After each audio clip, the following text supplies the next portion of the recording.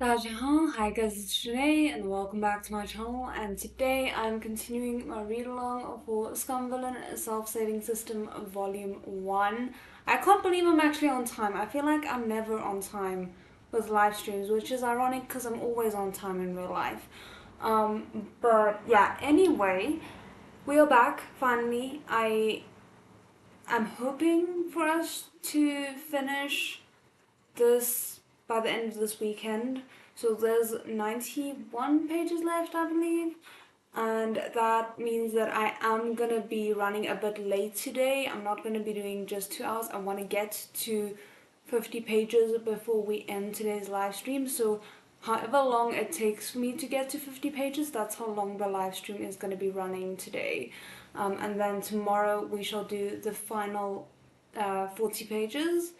And then we are done with Scum Villain Self-Saving System Volume 1.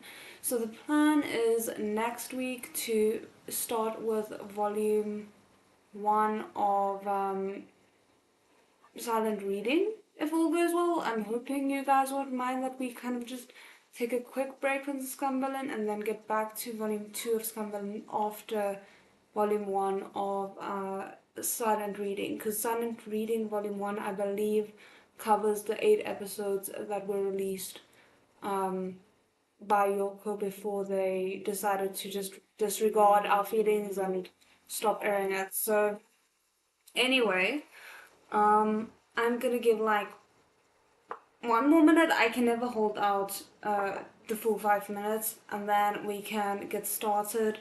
For anyone who is following on, like in their own books, I am on page 200, I think. Let me just double check.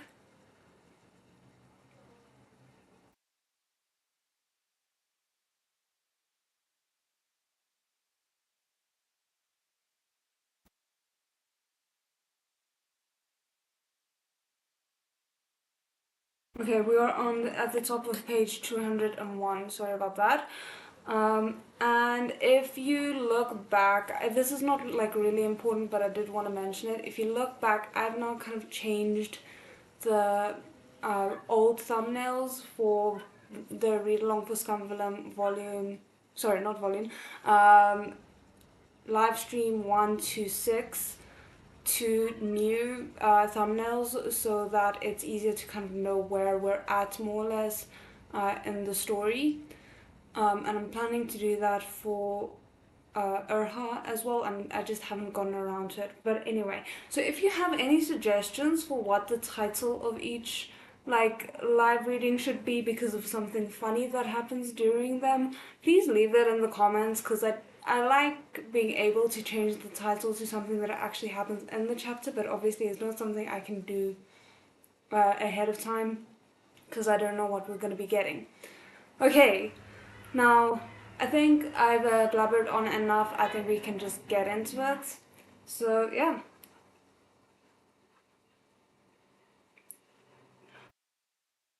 Want some?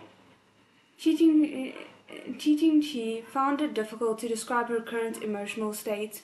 More or less, it was indignation. Lo Binghe was a good disciple, so considerate and with such immense spiritual energy, and Shin Chia, of all people, was the one who had raised him. In truth, indignation didn't cover it.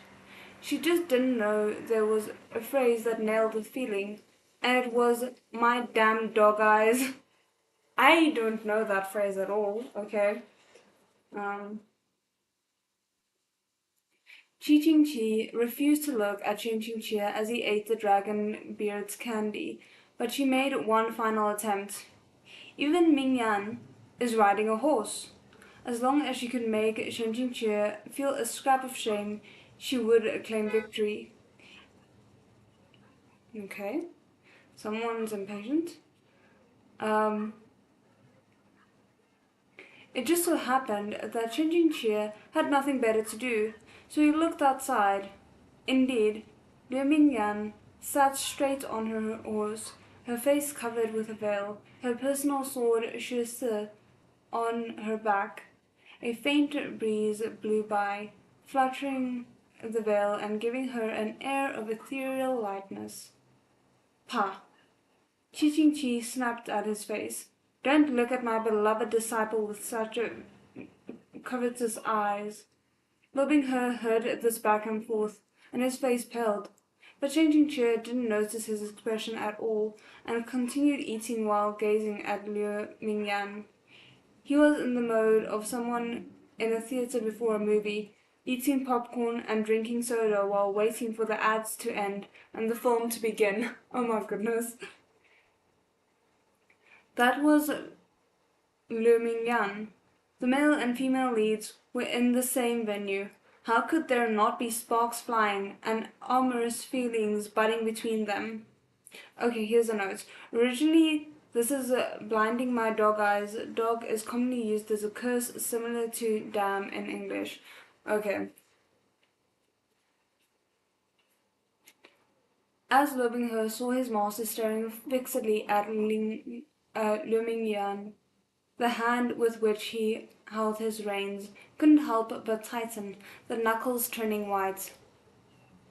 Okay, I feel like this is our first hint of real jealousy from loving her, so I'm kind of a little bit excited. Beautiful beyond comprehension, he muttered. She wasn't even showing her entire face. No matter how beautiful she was, could she be better looking than him? Oh my goodness, man, where did this confidence come from, loving her? Loving her honestly wasn't a narcissist. He'd just always been very self-aware of how he looked to others. He didn't gleefully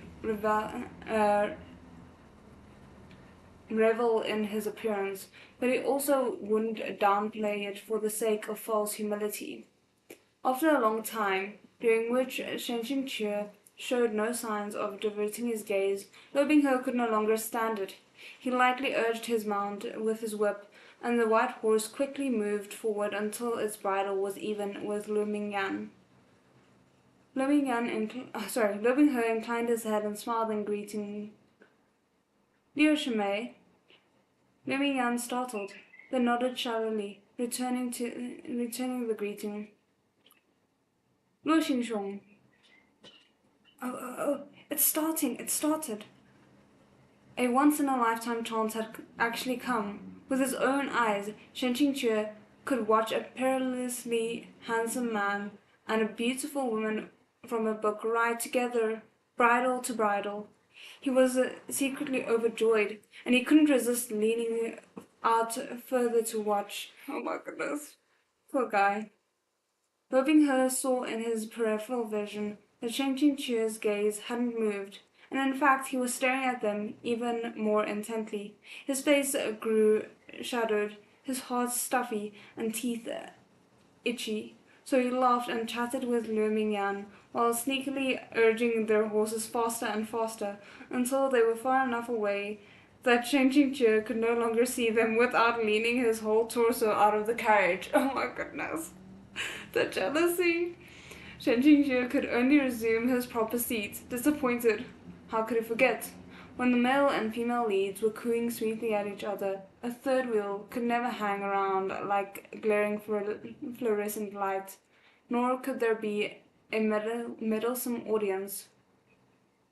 Although, if that child had grown up so far that he wanted to hide his romances from his elders, was it possible that his rebellious stage had finally arrived? I mean, in a sense, but maybe not quite in the way you're expecting. Judy Gorge, it spanned 7 mountain peaks and overflowed with verdant greenery. Scattered every which what? Scattered every which where? Okay, I'm not familiar with that. I'm used to scattered every which way, but okay. Scattered every which where. Within it were bright spring and dark rivers, waterfalls and wondrous stones, deep valleys and soaring peaks. As the name Hopeless Land implied, some of its terrain represented the brink of despair. Yet in the next moment, as if confirming that every cloud had a silver lining, you would spot paths winding through the peaks, indelible and unerasable. In Shen Qingque's eyes, Such a reminder was vital for both adventurers and homebodies. The new talent participating in the conference followed the agreed upon agreements and stood in a well-ordered row surrounding a gigantic natural stone platform before the gorge. Disciples from the four great cultivation sects made up the main share of participants. Changqiong Mountain was in the lead, followed closely by Zhao Hua Monastery, Tianyi Temple, and Huanhua Palace. Of the four sects, Changqiong Mountain was the most comprehensive. The 12 peaks each had their own strengths and variety. In a variety of fields. Meanwhile, the monastery and temple sects were naturally those who fostered Buddhist monks and Taoist priests, respectively. Huanhua Palace was more complicated. Their sect followed the teachings of a number of different schools, had an aptitude for Taoist arts of concealment, and interacted the most with the secular world. The level of their techniques was unclear, but on one point there was no doubt. They were absolutely the wealthiest of the sects. They contributed the most funds to every conference. Other than these four, numerous small and medium-sized sects were also participating. Therefore, the final number of those who had signed up and gathered at Jodi Gorge was well over 1,000. Oh my goodness, that's so much. What had been a cold and silent gorge entrance suddenly came to life with more than 1,000 people. Animals that had never seen people before were all frightened away. It was an unusually lively in all meanings of the word. A high dais had been constructed at the entrance to the gorge, and from there all the non-participating cultivators would observe the battles. Various colored flags represented each of the sects, fluttering and swaying upon it. Seats from the sect leaders were at the highest level. Changchung Mountain's delegation, led by Ye took their place on the dais. Okay, sorry, let me just quickly grab something to drink. Sorry about this.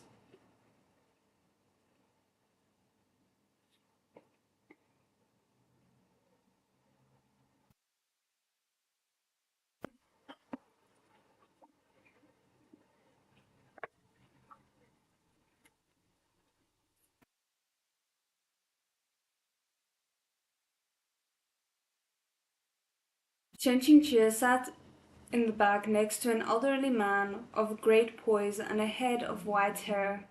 This man had greeted their group earlier and nodded to him again now. Immortal Master Shen, he said. Huanhua Palace's old palace master was also the master of Lobinghe's birth mother. Shen Qingqie returned the greeting in the mode of someone greeting the emperor's relative. Okay, that's a nice way to put it. Not long after, a member of Huanhua Palace walked onto the stone platform. After all, they had contributed the most money, so no one could argue with their choice of host. Below the platform, the over 1,000 competitors gradually quieted, focusing their attention on listening to the host describe the proceedings. The host's martial foundations were deep, his breaths plentiful and long-lasting. Every last person at the mouth of the gorge, including those on the soaring dais, could clearly hear his voice in full. The conference will last for 7 days. Once everyone enters the gorge, we will erect a giant barrier and cover the entirety of Juding Gorge for those 7 days. The participants who enter Juding Gorge will be isolated from the outside world and will remain ignorant to what happens there. The observers will follow the situation within via the spirit eagles let loose above the valley. Okay, that's very interesting and also nerve-wracking because isolation. But okay. Over 100 varieties of demonic creatures have been loosed within the valley. The total number nears 5,000. Every time you take down a creature, you will receive a prayer bead from its body. The creatures are of different difficulty levels, and the spiritual chi within the prayer beads will likewise vastly differ. If if everyone wears a golden cord around the what is everyone wearing a golden cord around their wrists? The people beneath the platform raised their wrists together, revealing a sea of golden cords. It was quite a magnificent sight. The host continued, "When you obtain a bead, thread it onto the cord. Your scores will automatically be displayed on the ranking charts outside." That's so convenient, oh my goodness. The ranking charts were displayed opposite the dais. Although there was an 8 charts in total, the crowd's attention would be squared on the names of the top 100 scores on the first golden inscribed tablet at the top. Oh my word, that was a long sentence. And at times they would be watching only the top 10. This embodied the principle of no first place among scholars, no second place among martial artists. Finally, the Huanhua Palace host delivered a severe warning. Sect disciples are forbidden from fighting over and stealing each other's beads.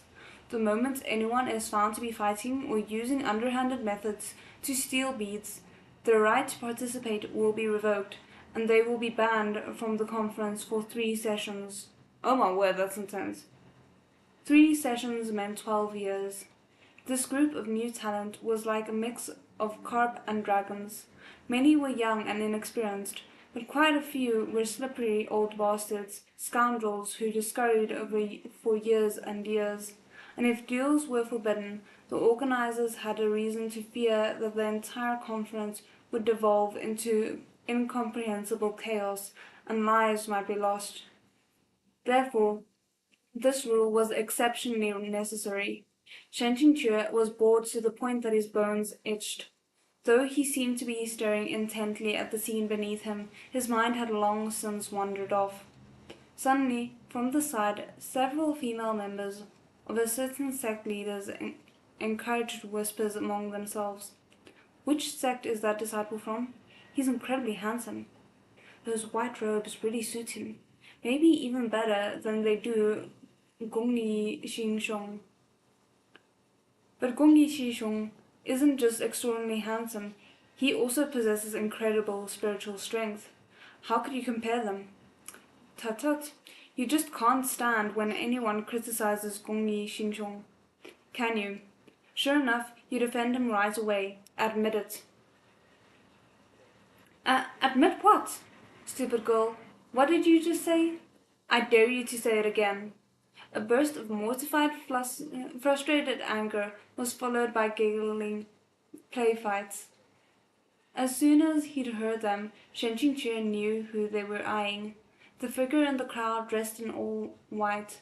The refined, outstanding Lo Binghe. Oh my goodness. Okay. In truth, they weren't the only ones secretly watching and discussing him. Even a number of the girls in the crowd of participants below the stone platform were glancing stealthily at Lo Binghe, their jade-like cheeks dusted with blushing red.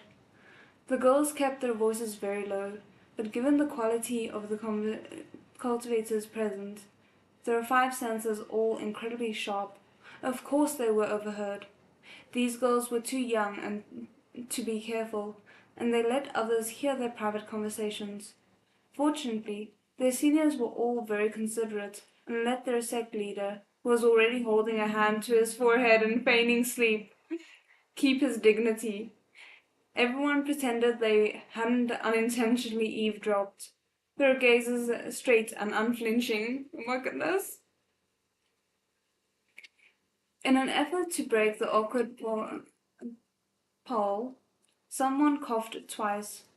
Why don't we do as we have before and make our predictions about which of these new talents will stand out the most?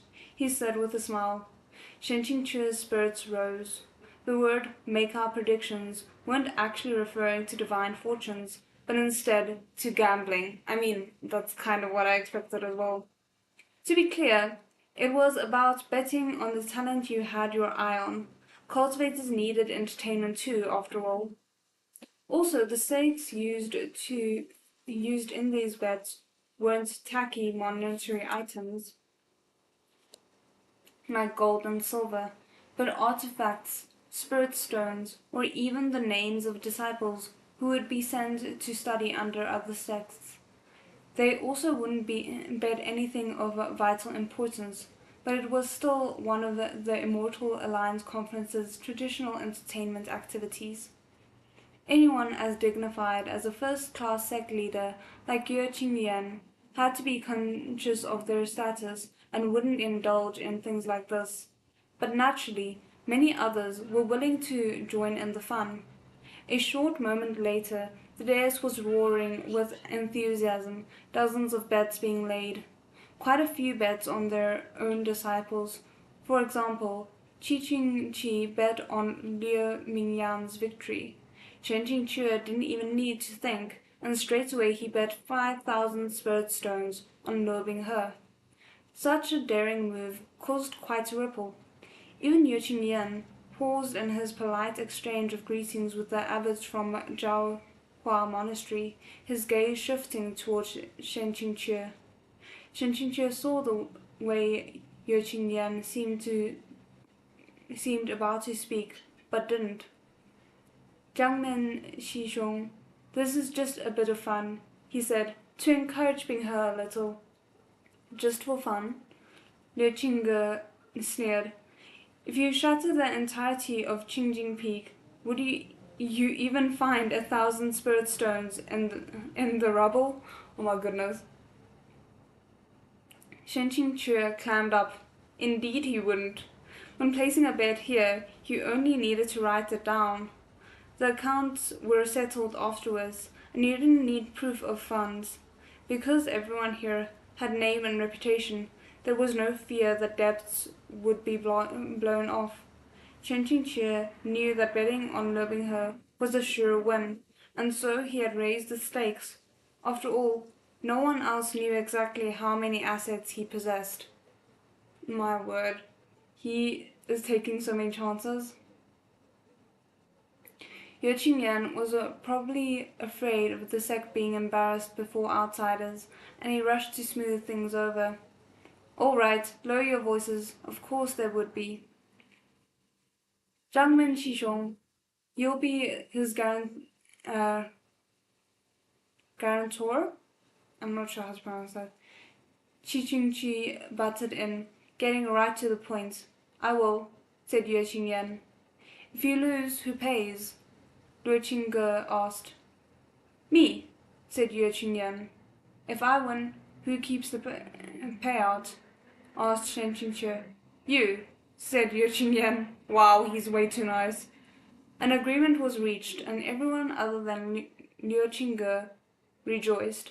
Shen Qingque happily went to make his bet. The gathered cultivators quietly wondered why they'd never heard of Liu Binghe.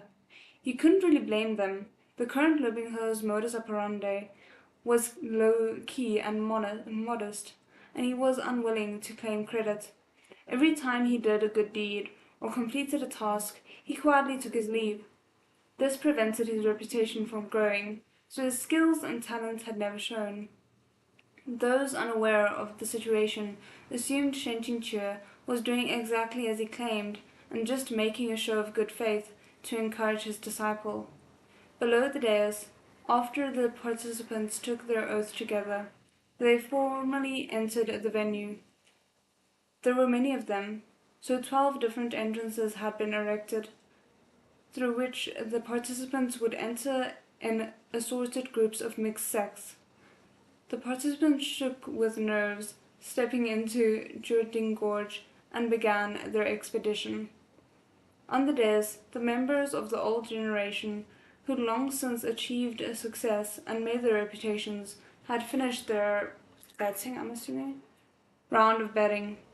They sat with unruffled composure, some of them even exchanging pointers, chatting or chewing on melon seeds. Oh my word, the melon seeds! Within the venue flew more than 100 spirit eagles controlled by experts. The silver rings around their talons were inlaid with special crystals. As they soared, a panoramic view of the people and scenery below were projected onto the dais' numerous crystal mirrors, the effect similar to that of surveillance equipment. Someone smiled from ear to ear. As expected, Gongyi Xiao is in first place right after entering. On the gold inscribed tablet, the first 10 names all shone with bright light. At this time, Gongyi Xiao had already reached the first place position. Right after his name was the number 12. That is to say, a mere hour in, he'd already eliminated 12 demonic creatures and obtained 12 prayer beads. Even Luo Mingyan, close behind in second, had only obtained 6 prayer beads. A large gap had already appeared. A youth dressed in white was reflected on a crystal mirror, his figure elegant and unrestrained, like drifting clouds and flowing water. Yet his actions were quick, a lightning. In an instant, he shredded a shrilly screaming vengeful ghost into scattering smoke. An unceasing stream of excessive praise rose in response, and Shang Qingque smiled without speaking. This Gong Yi Shao, although he looked favored and blessed, overflowing with incredible presents, actually, he was at best only $50 better than his fellow cannon fodder. Oh my goodness, the shade Shang Qingque is throwing their way. He was the typical character trope.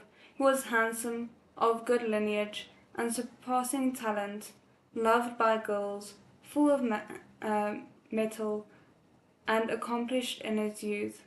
But unfortunately, there was also the protagonist, so he was doomed to serve as the lead's cannon fodder foil. Though most bets for top ranker had been placed on Gongyi Xiao, sorry to say, he wouldn't be first for long before Luo Binghe kicked him off the spot. Luo Binghe's name was currently in the middle of the pack. The number after it was a mere 1. Yet Shang Qingque wasn't worried at all. He knew that once tonight arrived, and once the curtains lifted on that breathtaking and climactic event, Luo Binghe's name would soar unstoppably up the charts. The first day of the Immortal Alliance conference approached midnight. A round golden moon hung high in the sky, and the dais gleamed brightly beneath the lamplight. Among the many crystal mirrors, Shang Qingque finally found one displaying Luo Binghe. Currently he was slowly moving through the forest, spotlessly clean and without a trace of exhaustion. His eyes were like stars, and it seemed as if they could see right through the crystal mirror. However, he wasn't alone. Most of the participants moved by themselves. If people teamed up to fight the monsters, how could they divvy up the beads? At most, they might cooperate with those they were familiar with, forming teams of 2 or 3 Shizun and Shidi. There was also some incredible female cultivators, but on the whole, these girls' strength and mental fortitude was lacking, and they often required help. Their teams were mainly composed of Shimei or Shijie, who got along well, and they spent their time playing around instead of actually working. Basically, they looked quite hopeless. Oh, don't like that, but okay. Yet following after Luo Binghe were 7 or 8 other individuals, and all of them were either delicate girls or young disciples. Oh my goodness, are they just like, we shall follow this man, he looks reliable. The group drew a great deal of attention. Some of the audience even stopped watching Gongyi Xiao's heroic exploits, switching over to size up the bloated team and finding it too strange to look away. In the group, the one walking closest to Luo Binghe was a Huanhua disciple in light yellow robes, holding a night pearl to light the way. The girl was graceful and elegant, but she walked with a slight limp, like she had sprained her ankle. It was probably an injury she had sustained while fighting monsters. Lord Shizun, I truly apologize, she said. You saved us and now we're troubling you. If you weren't protecting us, you would be so far ahead already. We are a burden. We are all cultivators. It's our obligation to look after each other, Loving Hill said, emanating, um, eminently proper. Sorry about that. Shen Qingque had come to know Lobingher's early-stage White Lotus mindset like the back of his hand, and he didn't find this strange. His student was fighting monsters while also looking after this crowd of weaker fighters, women and young disciples. Hence, he hadn't shot up in the ranks. Otherwise, with his ability, he would have already effortlessly defeated Gong Yi Xiao. Even Ming Fan ranked higher than Lobingher right now. But it didn't matter. Loving her would have a second wind. My disciple is the most awesome in the world. If you weren't so good, so kind, and so easy to take advantage of, none of you could even dream of defeating him. Shen Qingque never thought to reflect on what this agitated attitude of his meant. Oh my goodness, so he's the oblivious character out of the two of them. I mean, obviously he has to be, because it's sure as hell not Lobingher. Yu Qinyan smiled. Qingque, this little disciple of yours has great moral character. Shen Qingque smiled behind his open fan, quietly accepting the compliment. Qi Qingqi humphed. Exactly. It's impossible to tell that he was the one who taught the boy. Other observers said a few additional words of praise. However, they weren't necessarily sincere. What use was good moral character? The Immortal Alliance conference valued power. In their eyes, Lobingher's actions seemed rather childish. But when Hyunhua Palace's old palace master, sitting by Shen Qingque's side, saw Lobingher's face through the crystal mirror, he let out a barely audible, "Eh?" and almost stood up. Shen Qingque didn't glance over, but he understood well enough. Lobingher was beautiful, and he looked quite like his birth mother.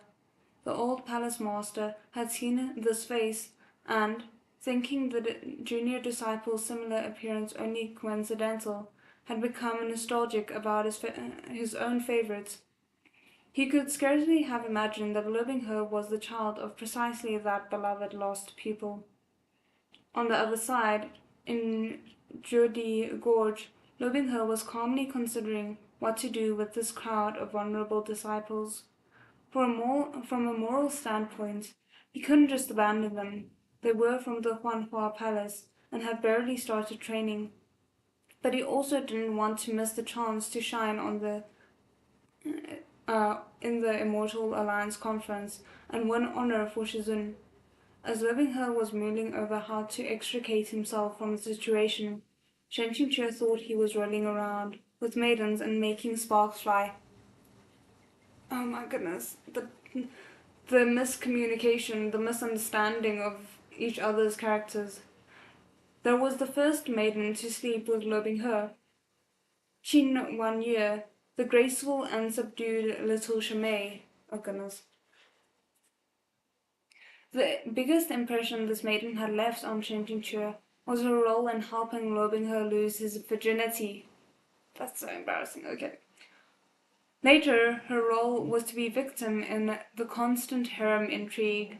Only someone as special as an airplane shooting towards the sky could manage to occasionally write a stallion novel's harem more in the flavor of The Legend of Zhen Huan. I'd rather read 10,000 words describing how ghost-head spiders mate than read about Sha Hualing tearing into Qing Wan Ye, thank you. And what word, this sounds like a disaster. Watching this parade of people training close behind Lobingher, treating him like their personal savior, Shen Qingque grew unhappy. Some of these disciples honestly hadn't acclimated, and so couldn't yet demonstrate their skills. They would be fine after a little more time to adjust, but some were truly ignorant and incompetent. Yet they refused to back out of the competition. They wanted to ride Lobingher's coattails so they could fumble together some beads and rise in the ranks. If this was where the black-hearted Lobingher, he'd have slaughtered them all in seconds without even blinking. People sure do take advantage of kindness, huh? They pressed forward for a while, and every low-level monster that leapt from the darkness to attack them was eliminated with pretty much only a flick of Lobingher's fingers. His sword never left its sheath, yet he still couldn't pick up the pace. Why? The female disciple from Huanhua Palace leaned on Qingwan. Huh? A female, sorry. A female disciple from Huanhua Palace leaned on Qingwan and began to hiccup and cry, "Jie, my feet hurt so much." Okay, sorry, let me just quickly wrap a little bit more. T.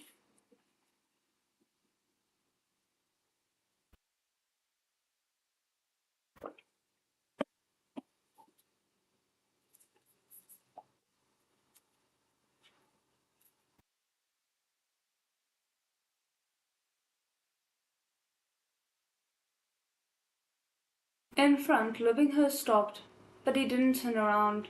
He lowered his head and rubbed his temples. Nervous, Cheng Wan-ye lowered his head and spoke quietly to the girl. Wan Rong endured it for a bit longer. All right, we have to walk a little faster.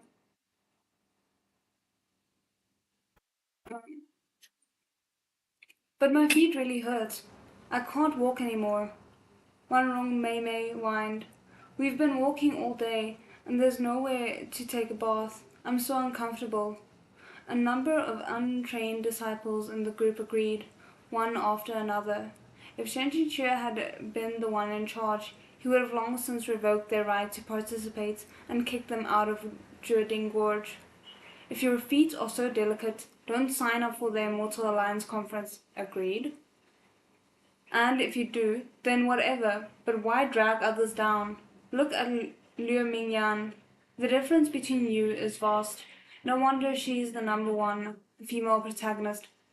Okay, don't quite agree with that vibe, but okay. But there was nothing he could do about Qin Wan Rong. After all, the beautiful sisters Qingwan Ye and Qingwan Rong were members of Lobingher's harem. Therefore, according to universal convention, no matter how dedicatedly they dug their own graves, they wouldn't die. I have to say that is something that I also find frustrating in those kinds of situations. Shen Qingque's heart filled with a strange annoyance. Lobingher, you. In the future, when you're gathering your harem, can you put more thoughts into quality? Don't welcome just any decent-looking girl into your arms. The inconsistency in your harem standards make the master's hearts hurt for you. Qin Wan-ye sent another look at Lobingher's back. Little sister, she said quietly, we've already made a lot of trouble for Luo Xishong. She still wanted to rely on Luo Qingge and try to make a name for herself in the Immortal Alliance conference and earn some reputation. If her sister foolishly annoyed Lobingher, it would go badly for her. Luo Xishong is such a good person, he won't mind, Qin Wangru said innocently. Isn't that right, Luo Xishong? Okay, but you shouldn't abuse someone's goodwill, damn. Lobingher finally turned, a faint smile still on his face, fearlessly handsome, utterly faultless, and did not speak. But for some reason, Qin Wan-ye inwardly shivered in fear. However, Qin Wan Rong had cotton for brains and took his smile as acquiescence. Singing a carefree tune, she swept over to a nearby creek like a gust of wind. It's coming! Shen Qingque's gaze tensed. Lobingher started. Given what she just said, he thought she was going to bathe. Fortunately, this little girl wasn't that eccentric, and she only took off her shoes and socks to dip her feet into the creek. Those were the river's upper reaches. What if someone downstream wanted to drink? Shenjing Chua mentally lit a candle for any such unlucky disciples. Yeah, I know, same. A number of the other disciples soon followed Qingwanrong's example, and just like that, the little crowd started to laugh and play. Luo Binghe was completely helpless as he watched. It would have been awkward to approach them, so he could only call from far away. Wading in the water at night isn't safe. It's best if we finish and leave right away. Shen Qingqie felt that this was a bit odd. In the original novel, surely Luo Binghe hadn't stood so far away. He didn't think he had remembered wrong. At this time, Luo Binghe, out of worry or out of great master airplane shooting towards the skies, a selfish desire to write fan service, went to the creek with the others. Then he enjoyed the alluring show of all the women slowly rolling down their stockings. Textbook, oh my word, textbook foot fetish material. Okay.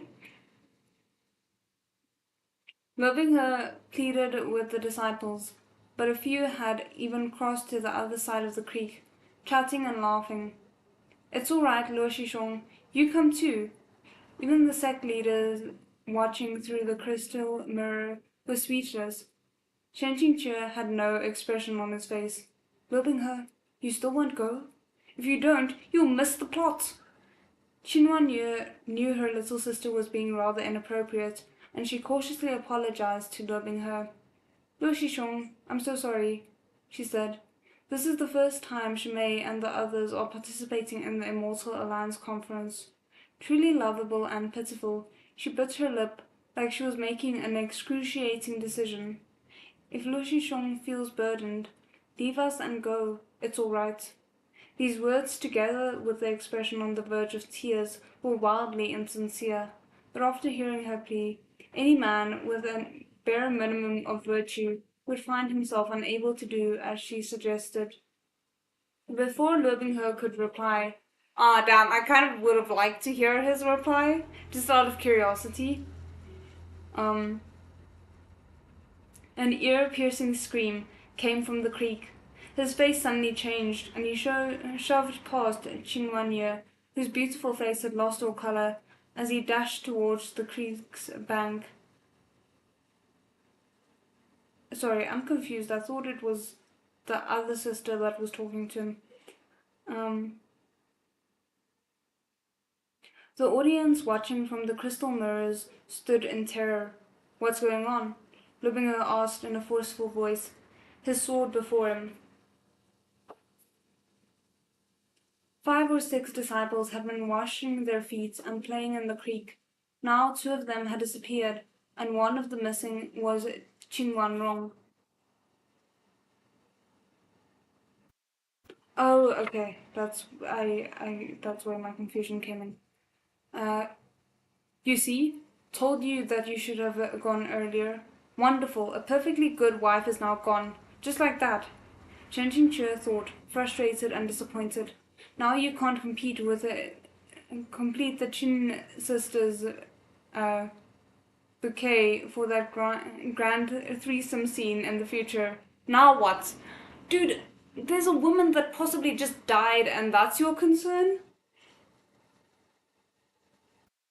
Moreover, despite everything, he never thought that a member of the protagonist's harem could actually get herself killed. I don't know what happened, a disciple screamed.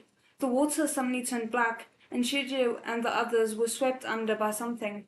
Luo Binghe rapidly dragged the stupefied disciples still in the creek up onto the bank, but just as he reached out to grab the last person, they fell over like they had lost their footing. Everyone stared as the water closed over the disciples' head, and they disappeared with their eyes wide open. At the same time, a black smog billowed through the creek. Shen Qingqie peered through the crystal mirror. The smog was actually countless black strands, smooth and silky like a woman's dark hair. From beneath the strands seeped scarlet blood, diluted by the creek's water. They were thicker and more disgusting than Sadoku's hair. Someone on the dais cried out in shock, Nuyan-chan. In Drooting Gorge, ErHa had quickly identified the monster in the creek as well. He sent sword glares into the water as he cried, "Get far away from the water! It's the Demon Realm's Nuyan-chan." Okay, a ghostly character who appears in the Japanese horror film Ringo, famous for long, bedraggled black hair which obscures her face. Okay, yeah, we are familiar with her. For a while, the bellows and bellows of the hair-like demonic creature's body swirled within the water. Suddenly, like they were, oh my word, burping after a full meal, the black strands spat out a few objects with a stream of bubbles, three bodies that had been sucked clean of flesh and blood. Oh my word! Leaving only drenched corpses of skin and bone. The pores on the dead bodies were abnormally large. That was because many strands of hair were still attached to their skin, thrusted into their pores, hungrily sucking out the body's remaining flesh, blood, and spiritual essence. Oh my goodness. That's unpleasant. Leaving no pores uninvaded, diving into any opening it could find. This was one of the Nuyan-chan's most terrifying characteristics. The scene scared the disciples by the creek witless. Wails and screams filled the forest as they threw themselves behind ErHa to hide. At the sight of the horrible state of her sister's body, Qingwan nearly fainted. I don't blame her, damn. Luckily, she was smart enough to not faint for real, otherwise in all the chaos, who would have bothered to help her escape? Nuyan-chan was an amphibious creature. After sucking three people dry underwater, it was itching to climb the bank and search for new targets. ErHa's expression was icily severe. He snapped his fingers, igniting a burst of flames at his fingertips. Then, boosting the flames with spiritual energy, he flicked them towards the lurking demonic beast. As soon as they touched the beast's hair-like strands, the flames flared into an inferno, forcing the black mass of hair to retreat into the water with all speed, leaving it afraid to come onto the bank. ErHa executed this set of actions in a single smooth sequence. There we go. Radiating formidable might, utterly relentless. Changing cheer internally held up a sign. 10 points to ErHa. Okay, dude, but someone just, well, 3 people just died. That's pretty intense. ErHa picked up the night pearl that Qingwan had dropped in her panic and raised it high. Like a shining beacon, it calmed everyone's hearts. "Don't stray, stay together," he shouted. Then he took out a piece of the standard equipment all the participants had been given, a rescue firework, and fired it into the sky. The rescue fireworks were given to the disciples to call for help if they encountered a monster that they were unable to handle. The Immortal Alliance conference hadn't released any excessively dangerous monsters, and if a participant fired a rescue firework 3 times, they automatically forfeited their right to participate. Therefore, in all past conferences, no one had really used the fireworks unless they were really backed into a corner. However, at that moment, glittering bursts of fireworks rose one after another in the sky over Judy Gorge. This should have been a beautiful scene, but at that moment, not only did the fireworks not seem gorgeous, they made the onlookers' insides twist in fear. Every blossoming firework represented a disciple who had encountered an exceedingly dreadful monster, whose life was in danger. The crystal mirror. Look at the crystal mirrors. Blood-curdling shrieks and wails of distress came in an unending stream from the mirrors. Some disciples were already corpses on the ground, some were all struggling, soaked with blood, gazes full of terror. Why here? There shouldn't be. Someone help! Shifu, save me! Shiga, save! A hoarse cry burst from one mirror, followed by the mournful shriek of a spirit eagle. The picture went out, becoming a flat black screen. Oh goodness, even the eagles aren't surviving. Everyone stared, uncomprehending. What's going on? That hoarse cry had definitely been the cry of a demon realm bone eagle, a type of aerial demonic beast that was as fierce as it was bloodthirsty. It had no doubt torn apart the spirit eagle, shattering its crystal into dust. Beasts that swam in the water, beasts that walked on the land, beasts that flew through the air. These fierce demonic entities had absolutely not been part of the conference's plan. Though Shinjinchua had mentally prepared for this long ago, as he watched the all-encompassing scene of chaos play out before him, his scalp went numb and his fingers chilled. He realized that he would be unable to do as he'd expected. He couldn't just pretend he was watching the climax of an ultra-realistic show. Outside Yodi Gorge, pandemonium had broke out on the dais. Tianyi Temple's cultivators said sternly, "What's happening?"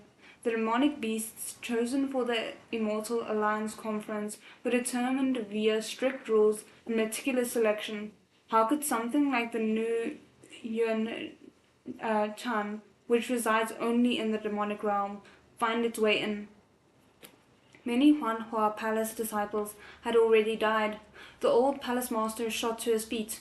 "Open the barrier!" The giant barrier over Jodi Gorge was supported by nearly 100 monks from Jiaohua Monastery. The Jiaohua Monastery abbots immediately began to cast a long-distance voice transferral spell to tell the monks to release the barrier. "You cannot," Yuqingyan said. The old palace master started. "Sect leader Ye, what is the meaning of this?" Oh goodness. This is getting so tense. I'm so excited. But I also just need to quickly take another sip of water. We are not going to be able to get through this, I don't think. We're only at page 222. And we're almost an hour in. I had thought we would be able to, but I greatly misjudged it. I think also it doesn't help that I'm not used to reading at the moment.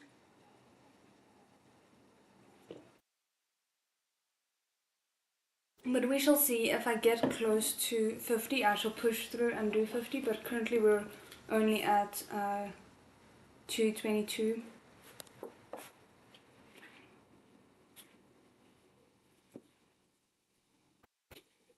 Over 100 of Tangchung Mountain's disciples were in Jodi Gorge, yet Yue Qingyan refused to open the barrier to let the trapped escape. Obviously, he had an exceptional reason. Shen Qingxue had long since figured it out. He responded in Yue Qingyan's place. "Once you release the barrier, the disciples will be able to escape, but so will the demonic beasts trapped within, and they will scatter. There are villages only a few kilometers from here. The situation would become even more grave. Sect members and disciples at least have the ability to contend with the beasts, but common people with no spiritual energy at all." No elder or sect leader on the platform had the words to retort, and they fell into a dead silence. At this time, no matter how great one's cultivation, core formation, or nascent soul stage, or anything between, there was no way to reverse the course of events. "If we cannot open the barrier to let them out, then what should we do?" asked the cultivator, at a loss. "If they cannot leave, then we must enter," said Liu Qingge. The members of the Changchung Mountain exchanged a look in tacit agreement. "Fellow cultivators," Liu Qingyan said gravely, "someone must be behind today's incident. They hope to use these demonic beasts to wipe out the new talent of the cultivation world, eliminating its future pillars in one fell swoop. For now, we can only maintain the barrier. But are any of our fellow cultivators willing to enter the gorge with Changchung Mountain sect to clear out the demonic beasts and rescue the participating disciples?" To carve a path of blood into the gorge, clearing out all the demonic beasts, would require not only martial power, but a great deal of courage. Goodness. The old palace master was the first to respond. It would dishonor the Huanhua Palace to refuse. Huanhua Palace had sent the most participants to this year's conference and invested the most as well. They were the party least able to take the loss. Once someone took the lead, others followed, volunteering one after another. Even if a scant few cowards were in the crowd, by now they had been reminded that their own precious, talented disciples were also trapped. Shen Qingque stepped forward, ready to stand with the group volunteering to provide assistance, when Luo Qingyan also stepped forward slightly and used his sword sheath to block Shen Qingque's way. Expression unchanging, Shen Qingque pushed the sheath aside with 2 fingers. "What is the meaning of this?" "You're poison," Luo Qingge said succinctly. "That's right," Luo Qingyan agreed. "Your ailment from without a cure has yet to be resolved. Entrust the safety of Qingjing Peak's disciples to us."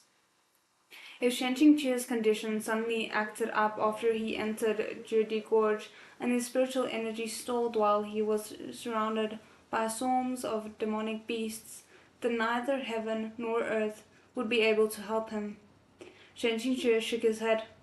How can a master hide and relax on a dais while his disciples are in danger? If I can't even protect my own disciples, I don't deserve to be Peak Lord of Qingjing Peak. Also, he was a vital character who needed to trigger a crucial plot point. If he wasn't on the scene, they couldn't keep filming, you know? The way he said that, oh my goodness. Ding dong. System notification. Making the villain more three-dimensional by crafting an honorable image. B points plus 30. Shen Qingque internally rolled his eyes. Are you handing me a piece of candy before you stab me? Yue Qingyan had failed to dissuade him, and as had everyone else. Then you must be careful, he said reluctantly. If I can't manage it, you must use a voice transfer spell to call us for help. Shen Qingque wasn't so pessimistic about his ability to handle demonic beasts. His confidence in his own cultivation and spiritual power aside, his interest in the demonic beasts of proud immortal demon way had far surpassed his interest in all those flavors of women. He might not have remembered what any given female protagonist liked to go stargazing with Luo Binghe after being slighted, and he sometimes was unable to match names to characters, but he definitely remembered every demonic beast's attributes and weaknesses with exacting clarity. Well, that's oddly hopeful. His knowledge of the plot aside, if you had to call something Shen Qingque's golden finger, it could only be this. In Judi Gorge, Luo Binghe had just calmed a crowd of terror-stricken junior disciples. In this sort of situation, they couldn't afford to fall into disarray. If they encountered a new demonic beast of all, or any of them strayed off, the situation would only grow more disastrous. The night wind whipped by, carrying wails and howls from all around. It was impossible to tell if they came from human or demonic throats. The faint-hearted were already curled up and sobbing, and Qing Wanye's face was deathly pale. But at the sight of Luo Binghe leaning against a tree, Zhang Yan clasped hilt up within his crossed arms. What? Oh. Calm yet alert, protecting them against any attacks that came from the darkness. She couldn't stop the trace of tender fondness welling up within her. If Shen Qingque was there, he would have grown incredibly excited, his gossip soul on fire. Girl, you've fallen in love with him. Suddenly, rustling noises came from the nearby shrubbery. Luo Binghe's gaze sharpened, and he gathered spiritual energy in his palm, ready to strike. The rustling in the bush grew louder and louder, closer and closer. Everyone's hearts climbed into their throats. Perhaps they were terrified beyond belief, because not a single one let out a scream. Suddenly there was a plop, like someone had collapsed to the ground. A round object rolled out of the bushes. I was about to say, please don't let it be a human head, and then I read the next sentence. It was a human head. Yay. Both of the head's eyes were tightly closed, its face covered in blood, its hair disheveled like a chicken's nest. Normally, the sight would have been frightening, but as present, a harmless corpse head was much better than a man-eating demonic beast. So quite a few disciples even sighed in relief. Why would you sigh in relief? The fact that there is like the head of a corpse lying on the floor means that there must be a demonic beast nearby, or is that just me? Does anyone know which sect this Shizun belongs to? Qingwan Ye asked, her voice trembling. Disciples from the various sects stepped closer to check, one after another, but all of them sighed in relief. Not one of ours. Never seen him before. Lobingher gazed into the dark depths of the shrubbery, thinking, if the head was here, the body was also nearby. It would be better to go check its sect uniform. He strengthened the spiritual flow on his palm and walked into the dark.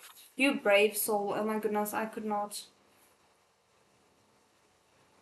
Okay, I'm gonna pause it here for 10 minutes just to take a quick breather, and then we shall resume.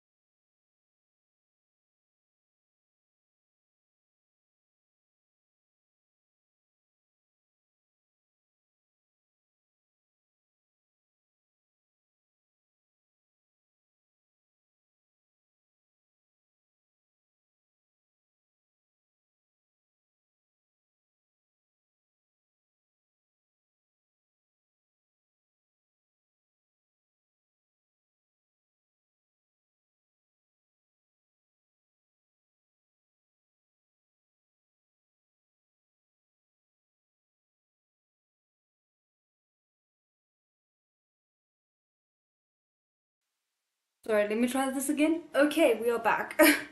um, I tried to unmute the wrong audios. That did not work.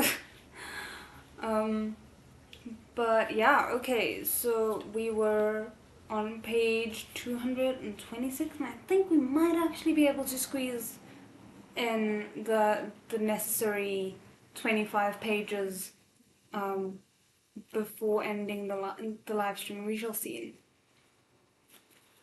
Okay.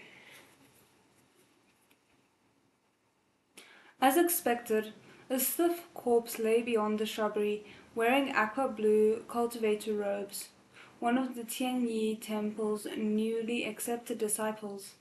Lobinghe saw only the hem of his robes before sighing. Newly accepted disciples like this one only came to the Immortal Alliance conference to gain experience. They had never imagined that they'd be drawn into such an unpredictable catastrophe and lose their lives. That's really sad. He looked further up and suddenly froze in shock. There was still a perfectly good head on top of the corpse's neck. Oh, damn. It's weird. I kind of thought that there might be more to that corpse head than we expected, but still.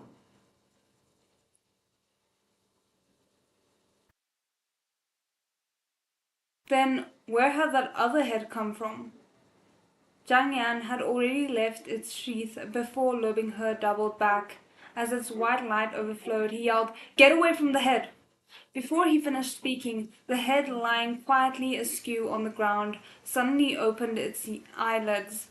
It met the disciples' gaze with wide, glowing eyes, then ate spindly spider legs, segmented and barbed, stretched forth somewhere at the bottom of its neck, and it leapt up in a single bound. Oh my word, I forgot how good MXTX is at horror. Oh my goodness. The closest person couldn't dodge in time, and the monster jumped onto the disciple's head. With a crazed howl, the disciple threw his sword and wildly swung it around, forcing everyone nearby to hurriedly duck away. Lobinghe dared not attack, carelessly in case he stabbed the disciple's head instead of the monster's. The result would be too horrible to imagine. The situation of something so sorry, I don't know where my words went. The sensation of something so terrifying crawling back and forth on your head would be enough to frighten anyone to death. In complete despair, the disciple changed the direction of his sword and swung it towards his own head. Before he could strike, those 8 spindly spider legs had found their target and ferociously speared into his temples. He went instantly stiff, and like his tongue had twisted into knots, he was unable to yell a single word. The spider legs sticking into the human head bore deeper and deeper, and the disciple's whole body began to twitch unceasingly. After only a moment, the 8 legs drew back out, leaving nothing but twin rows of gory holes in his temples. Everything within his skull had been sucked clean, leaving it completely empty. That is gross. Oh my goodness. The scene was utterly horrible. Even Lobinghe remained frozen for a while, unable to react. Having eaten its full of brains, the human-headed spider monster crawled up and down the corpse, letting out a mournful scream like an infant's wail. Oh my word. Just then, an arrow of light made of pure spiritual energy flew through the night and pierced its still howling mouth, skewering a hole clear through it. Amidst the sudden silence and everyone's dazed stares, Shen Qingque rubbed his sore ears, slowly shook out his sleeves, and with a snap of his fan, murmured, "Shut up." Oh my word, why is he so iconic? This arrival of his was truly quite low-key. I would say it's quite high-key, but okay. Shizun. At the sight of Shen Qingque, Lobinghe was far happier than shocked.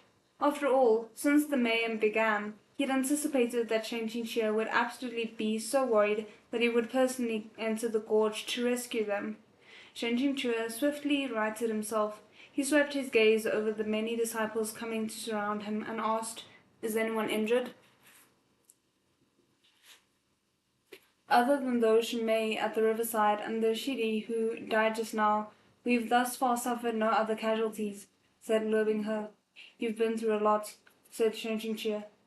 Lu Binghe smiled, his eyes shining brightly. This disciple was only doing his duty. Shen Qingxue glanced at Qing Wanyi, whose eyes were still red. "You can still smile? Smile? Don't you know that one of your wives is dead?" Now that a powerful senior had appeared to rescue them, every one of the disciples acted like they'd seen their mother, stopping just short of clinging to Shen Qingxue's thighs and wailing. "There is no need to panic, no reason for fear," said Shen Qingxue. "The sect leader knows the situation within the barrier, and a large number of seniors have already entered the gorge to help. Protect yourselves well. We'll be able to break out soon." His words were like a narcotic. The youths who'd been frightened out of their wits absorbed them and became at ease. "Shizun, what exactly was that thing?" asked Lu Binghe. When it came to proud immortal demon ways demonic beasts, he'd really asked the right person. Shen Qingxue spoke with a great familiarity, like he was listing his family's treasures. "It's no surprise you've never seen one. That was a ghost-head spider. Mean-tempered and terrifying to behold. It can mimic the sound of crying infants and use that to lure prey. Once the prey approaches, it uses the suction pads below its head to firmly grip the top of the prey's skull. Its 8 legs are incredibly sharp and can pierce right through bone, allowing it to drain the brains of living creatures." That is such a pleasant sounding thing. Thank you, Shen Qingxue, for describing that. As Lu Binghe listened to this excruciatingly detailed explanation, he was filled with both admiration and awe. To think such an evil creature exists in this world, this disciple is truly too ignorant. Ever since Lu Binghe apprenticed under Meng Mo, Shen Qingxue had been able to provide him with less and less guidance on materials and sword techniques. This rare chance to show off as a master before his disciple secretly left Shen Qingxue feeling an immense sense of satisfaction. It was like he'd finally found his long-lost teacher's halo. Oh my goodness, that sounds really cute. "Ghost-head spiders are a demonic rarity," he went on. "Being unsuited to the human realm's environment, it's been many years since any sightings of them, so naturally they wouldn't appear in most reference guides. Next time you see one, remember to directly strike its temples. The one we just saw was a male, and that's fortunate. The females are even more terrifying." What, do they lay eggs in their victims' skulls or something like that? Because that's the only thing I can think of that would be more horrifying. Not me getting the 2 pillows, but anyway. Ugh. They had yet said much to each other when more rustling came from the leaves overhead. One by one, heads suspended upside down from threads of white silk descended from the trees. Shen Qingxue's expression completely changed. Ghost-head spiders' cries attracted large numbers of them to encircle and attack their prey. Oh, of course they do. Great, we love it. He swept his fan, releasing a powerful gust of wind and snapping dozens of silk threads. The ghost-head spiders smashed into the ground and thudded like overripe fruit. That description. "Go," yelled Shen Qingxue. Lu Binghe sprang to action. While the ghost-head spiders were dazed and reeling, the entire group broke out into a run. Master and disciple, one in the lead and one carving a path, the other bringing up the rear, together sandwiched the bloated procession. The 2 ends slaughtered foes until it rained blood, the air thick with the stench of carnage. That's low-key kind of cool. I love it when the lead couple become like a power couple in a moment. It's my favorite scenes. Ghost head spiders were agile and possessed incredible jumping ability, but as they flew and leapt through the air, the barrage of spiritual blasts fired by master and disciple punctured them like sieves.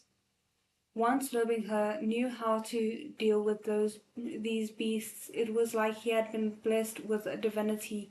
He could practically pierce 2 or 3 more in a single blow with his eyes closed. The scene overhead was a mass of blood and gore, anguished wails and monstrous howls. Even with all they accomplished, in the end there were still too many, and they proved impossible to defend against. Just as Shen Qingque started to worry about heck of a when this hack of a poison would next act up, he felt his spiritual power stagnate, and his next strike came up empty. Truly, speak of the devil. Shen Qingque swiftly redirected the flow of his energy into a physical attack. With a flip of his hand, his fan sliced the ghost head spider lying towards him horizontally in 2. Lobingher had been paying keen attention to Shen Qingque's condition. He noticed something was off and asked, "Shizun?" "It's nothing." Shen Qingque rushed to say, "Focus on yourself." Fortunately, under Shen Qingque's leadership, they had already reached a particular area. As if the ghost-headed spiders had encountered an invisible barrier, they didn't dare advance, and instead wailed and howled while falling back, until they at last withdrew into shrubbery and trees and vanished. That's concerning, because that to me says that Shen Qingque and Posse are now in the territory of an even more terrifying demonic beast. Shen Qingque let out a sigh of relief. Delicately panting, her expression uncertain, Qingwan Ye asked, "Senior Shen, why are those demonic beasts unwilling to approach this place? Have you forgotten what kind of mystical flower grows in Jedu Gorge?" asked Shen Qingque. In truth, the one who had forgotten was him. Forgive me for not remembering the flower's name. Lobingher very considerately remembered for him, speaking the name right away. Thousand Leaves Fresh Snow Lotus. Shen Qingque finally realized why he had been unable to remember the name, because it's a freaking long name. The number of mystical flowers named something snow whatever or this and that lotus was such that they were more numerous than all the memes. Like hell anyone would remember. "Correct," said Shen Qingque. "This is indeed the thousand leaves fresh snow lotus.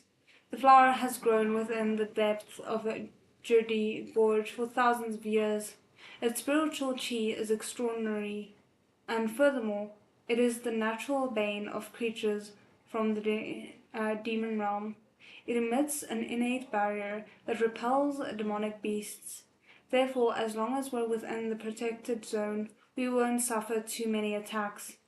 "The natural bane of demonic creatures?" Lubingher suddenly asked. He'd been listening with rapt attention the entire time. Now intense sparks seemed to ignite within his gaze, which flickered faintly with a peculiar quality. Shen Qingque thought it strange. "Yes?" "Then, Shizun, could the spray of thousand-leaf fresh snow lotus cure demonic poison?" Lobingher asked. Shen Qingque was horrified. That look. Lobingher couldn't be hoping to pick the mystical flower and cure him, right? "Stop. Do not pass go. The girl you're supposed to pick the flower for, Qingwan, is right next to us, watching, and you want to deflower it in her presence, and for a big, strong man to boot?" The very fact that he said deflower it, like, it conjures up other images, shall we say. I can't deal. Leave your wife some dignity, alright? Nah, he's not gonna leave her any. We should handle the crisis before us first, Shen Qingque said quickly, but loving her wouldn't let go. This disciple asks for Shizun's instruction. It cannot do what you imply, said Shen Qingque. Has Shizun tried it before? Loving her pushed. If we don't try, how can we know? This disciple knows that Shizun doesn't want him to take chances, but if we don't take this one, the disciple will never be at peace. This really isn't the time. Why must you be so filial at this critical juncture? I can't tell you that the only way to completely cure the poison is to take a trip to pour. Oh my word!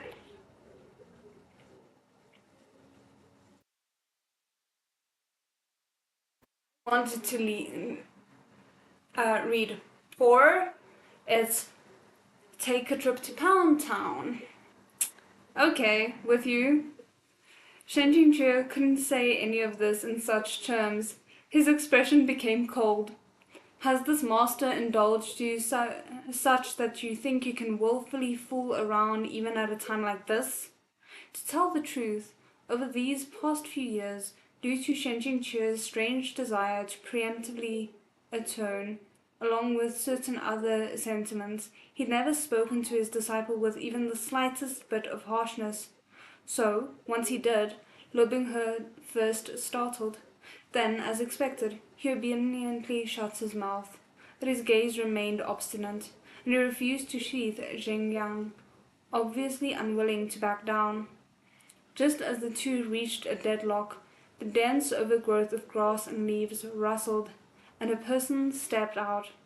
Behind him came a group of battered and exhausted disciples who had no doubt endured a bloody struggle. On guard, Shen Qingque looked his way. As soon as he came face to face with the newcomer, he felt a giant hammer from the sky had smashed into his temple.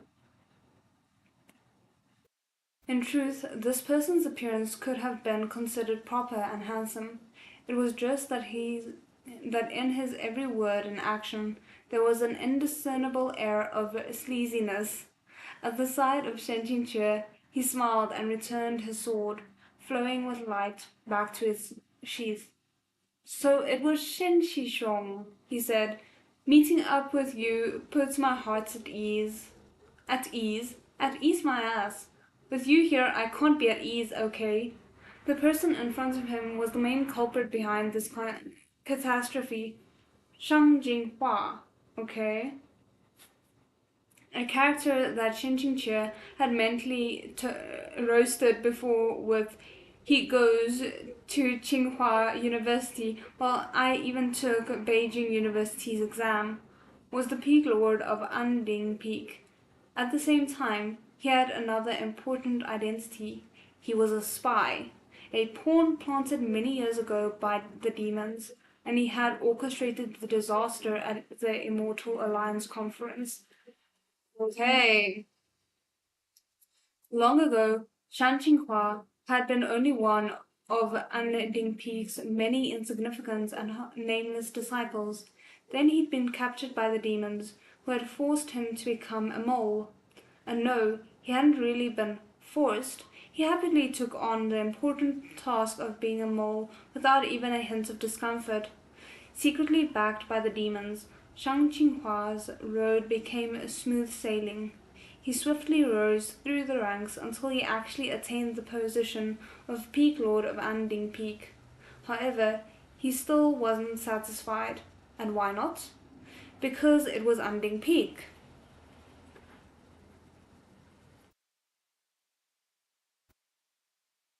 Okay, they explain here the word Shang can mean to go to in the same sense of going to university. So the name Shan Qinghua read aloud sounds like going to Tsinghua University. Um, Tsinghua or Changhua University and Beijing University are two top schools, sometimes referred to as the MIT and Harvard of China. Okay. We like the little details of cultural context, that's nice. As soon as you heard the name stable and settled, you knew it wasn't a place for the ambitious. This peak's tradition and speciality was completely in line with its name, logistics. So of course the entire peak from top to bottom, including the peak lord, were like bricks to be moved wherever they were needed. Send some cheap laborers here today, assist with the supplies there tomorrow. Mountain gates broken, get an Anding peak to fix it. Missing a carriage driver, get an Anding peak to send someone.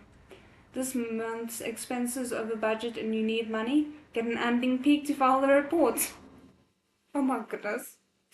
Even if this kind of peak lord's professional competence trounced that of Xiang and New Oriental, could they be called impressive? Were they imposing? Were they cool, awesome, insane, badass, or hyped?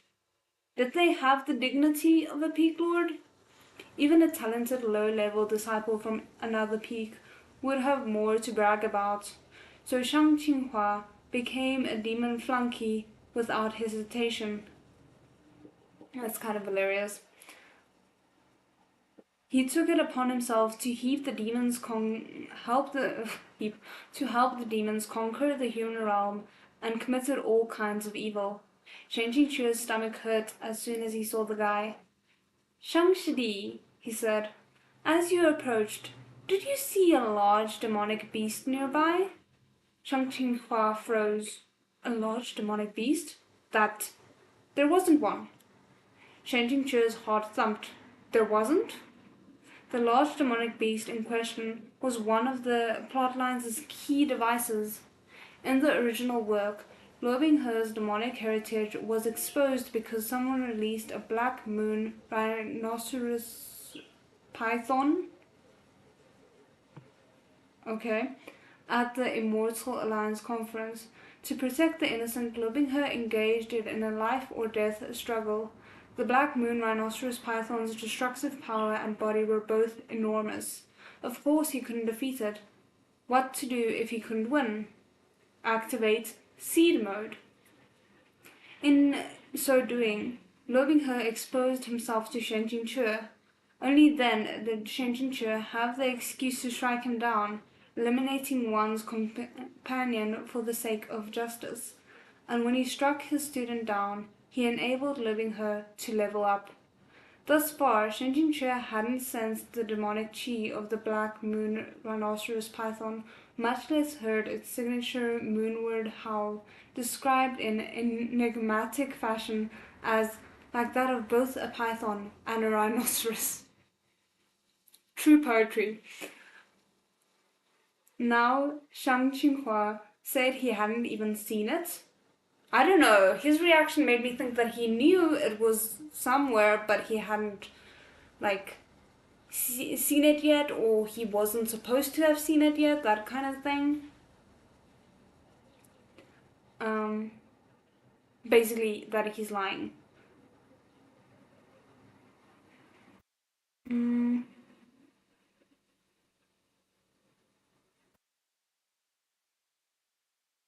Shen Qingque couldn't help being on his guard.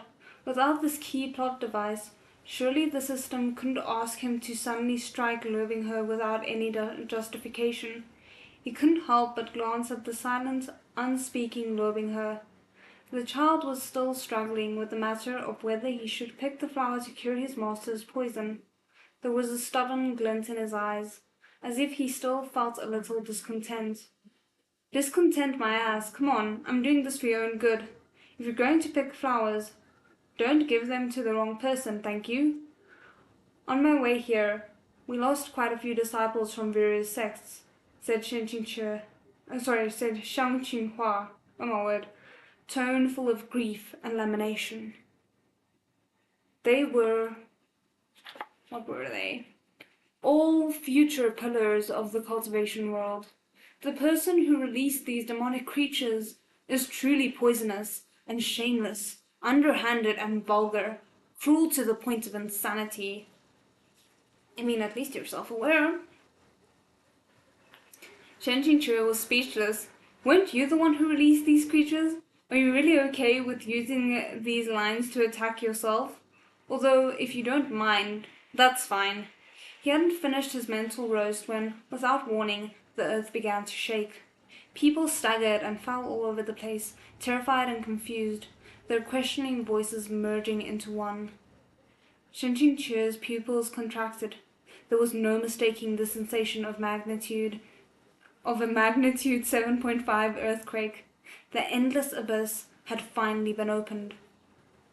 The so-called endless abyss was on the boundary between the human and demon realms. A liminal space, it was full of peril and the unknown, twisting, tearing vortices? I've never heard that word.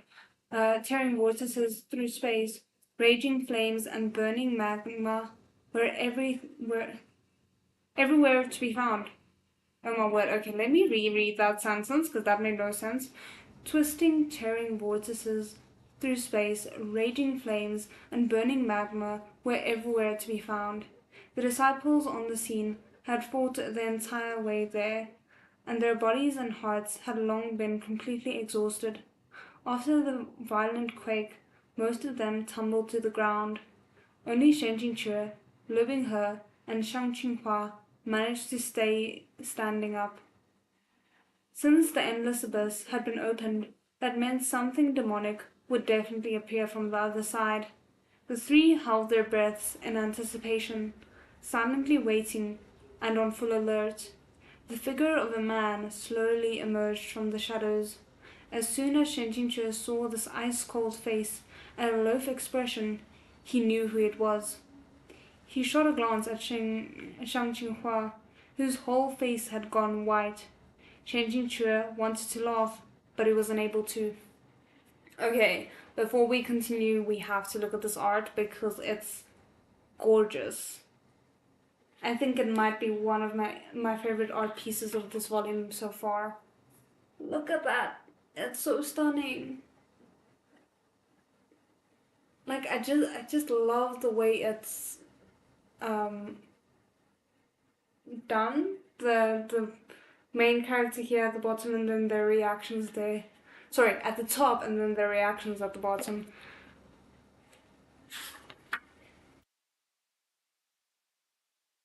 Why would Liu Binghe's future subordinate, his magnificent right hand, and best buddy for committing evil deeds, murder and mayhem, show up right here and now? Mo Beijun was a pure-blooded demon, a supremely orthodox demonic second gen. In the future, he would inherit his family's territory on the demonic border in the north, and after that, he would spend all his time appearing and disappearing at will, idling his life away, completely indifferent to everyone else. However, this maverick was destined to get beaten up by Liu Binghe, who had suddenly activated his overpowered abilities. Thereafter, he would mysteriously catapult to the protagonist. Mysteriously capitulate to the protagonist to the point of letting himself be ordered about. From then on, Liu Binghe could have an exceptionally badass looking errand boy and loyal sidekick. Oh, the joy. We love that.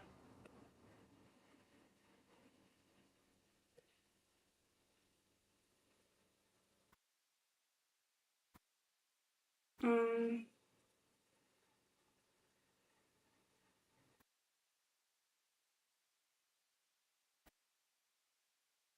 but to be clear, according to the original timeline, there are still 400 chapters. What? I read wrong, it's even worse. 500 chapters. How do you have a novel that even consists of 500 chapters? Never mind, 500 chapters until you get to a certain point.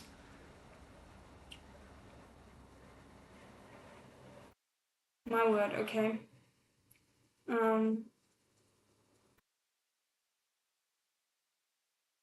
Before it's your turn to debut, Great Master, who is this distinguished one? Shang Qinghua yelled as he rushed forward. Why have you come to this place? Isn't that your real boss? Wasn't he the one who ordered you to release these dangerous creatures into Judi Gorge? No, please go right ahead and keep pretending. Why do I get the feeling he's not going to be the mole in this timeline? Like, that's kind of where it seems to be heading. Mo Bei-jun tilted his head. Half of his handsome silhouette sank into darkness, a chilling sight. With a half-hearted flick of his fingers, he flung Shang Qinghua into the air with sudden force. Shang Qinghua crashed into an old tree and fainted, blood spurting unceasingly from his mouth. Spurting until Shen Qingque couldn't help but sigh with respect. Such efforts, such dedication. But you sure do a lot for your career. After paying his respects, he sighed again. He'd known it would go this way. In the end, he would still need to step in. Holding his sword before him, Shen Qingque spoke, neither humble nor haughty. A demon. This line was pointless nonsense. Anyone who couldn't see those murky billows of demonic chi would have had to be blind. A white figure flashed past him. Without saying a word, Lu Binghe had moved to stand in front of his teacher. They'd just argued, and they now faced a powerful enemy, yet he still played the role of human shield without hesitation. It would have been a lie to say Shen Qingque was entirely unmoved. But the more moved he was, the more he felt that what he was about to do was just too cruel. Shen Qingque wished that his student had done nothing at all.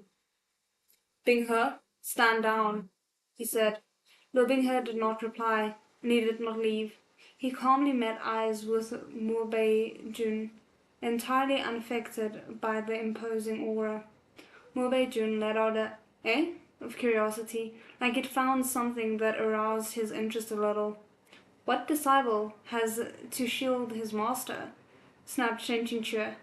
You are the disciple of Changcheng Mountain, asked Mo Bei-jun.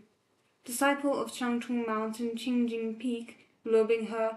Thanks this distinguished one for his guidance, Lu Binghe replied coldly, his tone sarcastic. Mo Bei-jun sneered. This immortal acts unlike an immortal, and the demon acts unlike a demon. Interesting.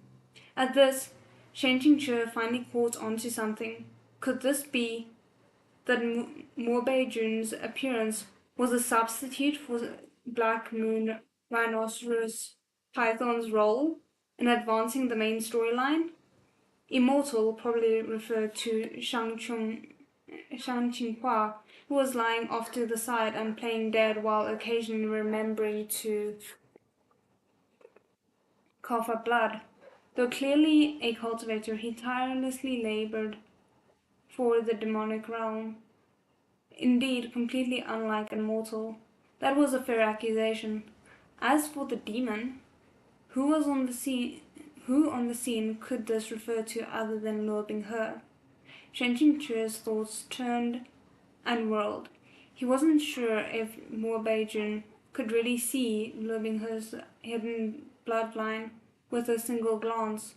Lu Binghe saw his master's furrowed brow and feared he was angry at his own disobedience.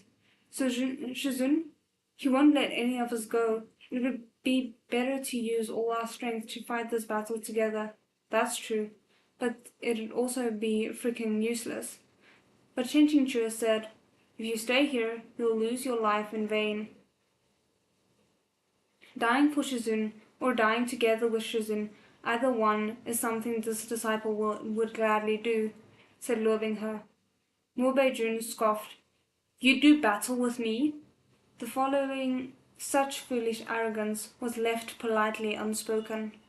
Good thing you didn't say it out loud, thought Shen Qingque. In 3 years, Lu Binghe will be able to single-handedly beat you until you can't get up. And won't you still become his diligent henchman? You'll really be slapping your own face. Fine, said Mo Bei-jun. Then let me see. Before he had finished speaking, the killing intent in the air around them spiked. He stepped agilely and unreadably. Shen Qingque flashed in front of Lu Binghe. With his left hand, he tossed forth ErHa to hold off Mo Bei-jun for a bit. even if it would be largely ineffective. At the same time, with his right hand, he lifted Bing He like an eagle would a chick and hurled him away. Once he'd sent lobbing her outside the range of Morbei-jun's demonic chi, he turned and met palms with Morbei-jun. When their palms connected, blood churned in Shen Qingqi's chest as if someone had punched him there. The spiritual energy in his body surged like it was boiling over. Though he had already formed a core, and his cultivation wasn't low, what was a golden core against the right hand of the future demon lord loathing her? And he had to go all out and try. Throwing himself into a desperate battle to the death without regard for his own life was the only way to survive this. According to Shen Qingqi's experience from 10+ years of reading all sorts of wuxia and xianxiao novels, temperamental Chunis, I'm not sure how to pronounce it, had a modicum of respect for hard-headed types who fought bloody battles to the end and refused to admit defeat, but they definitely didn't show any mercy to cowards and weaklings. Having been caught off guard and hurtled away by Shen Qingqi, Lobing He doubled back, unsheathed Jingyan. Morbei-jun... What? Oh, sorry. Morbei-jun spared one hand to flick away the white sword glare he threw. Jingyan couldn't withstand the massive influx of demonic energy, and in an explosion of white light, it shattered into pieces on the spot. Morbei-jun held off both of Shen Qingqi's hands with just one of his own, his power overwhelmingly superior. Bored, he blasted Shen Qingqi away. Unusually inferior talent. He said, foundation and techniques inflexible. Leave. Shen Qingqi said nothing. He wasn't some unmatched genius in the human realm, but his talents was still at least 1 in 1,000, and Tangchung Mountain's foundation and techniques weren't inflexible. They were unorthodox. Morbei-jun still described them as he would a pile of garbage. If the original Shen Qingqi had heard this, he would have coughed up 3 liters of blood and run away crying to make a voodoo doll. Could you imagine that? Oh my goodness. Lubing He didn't care that his sword was broken. When he saw Shen Qingqi injured by the palm strike, blood dripping from between gritted teeth, Lubing He's gaze frosted over, his aura changing in an instant. Sensing the shocking change, a cold flash of interest shot through Morbei-jun's pale blue eyes. He abruptly summoned a pure black sword of ice out of thin air. That one blade became 2, 2 became 4, 4 became 8, instantly dividing into an array of hundreds of icy swords, which shot at the surrounded Shen Qingqi from all directions. No normal defense technique could possibly block these ice swords. They were crystallized from the purest demonic chi. Shen Qingqi's spiritual chi was nearly exhausted. If his power collided with Morbei-jun's, it would be like a single spark against a towering wave. The end result went without saying. Just as the sword array was about to come down like sheets of rain, Shen Qingqi snarled within his heart. I've done my best, but he still thinks I'm low-level trash. So what can I do? How loathsome. I have to die. Couldn't at least be in a better-looking way? After being stabbed with hundreds of black swords, I'm going to be a sieve. Who would bear to look? Oh my word, Shen Qingqi.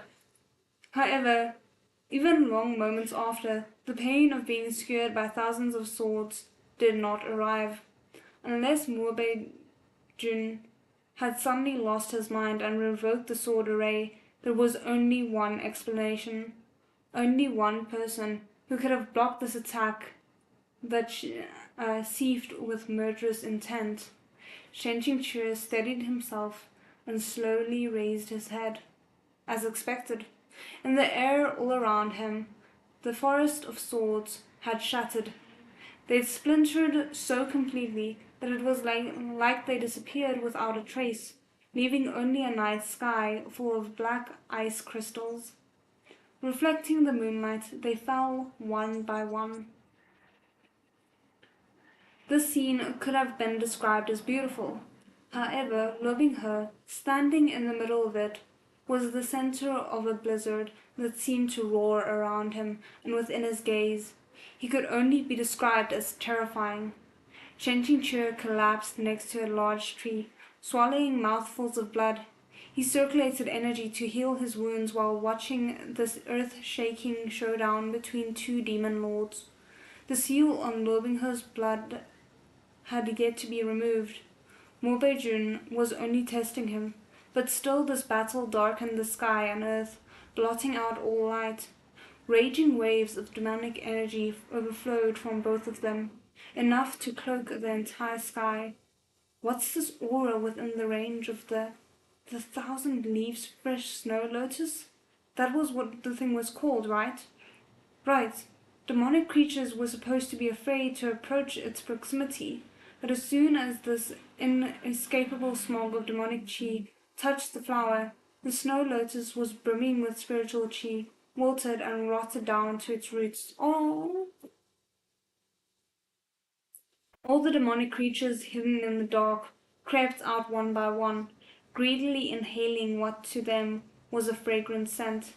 Several ghost-head spiders stealthily crawled onto a few of Changchung Mountain's disciples, hairy legs poised to stab into their great, we love it, temples. Shen Qingque was nearly out of spiritual energy and was unable to use spell attacks. He could only directly grab the beasts by their filthy, tangled hair and throw them aside. He aimed before he threw, making sure to toss them towards that traitor Shang Qinghua. This man's vendetta against Shang Qinghua is kind of hilarious, even if Shang Qinghua deserves it. Meanwhile, Mo Beijun had pretty much finished testing Lord Binghe, and he prepared to wrap things up, sending out one last blow. With a flick of his fingers, he fired a stream of scarlet light at the center of Lobingher's forehead. Once that stream of light touched Lobingher's brow, it seeped into his skin, turning into a fiery red mark. Lobingher was lost to his bloodlust. He didn't know why, only that his head ached like it was about to explode, and he nearly collapsed to his knees. His entire body roiled with a desire to inflict savage cruelty. Unable to vent it, he threw out his hand as if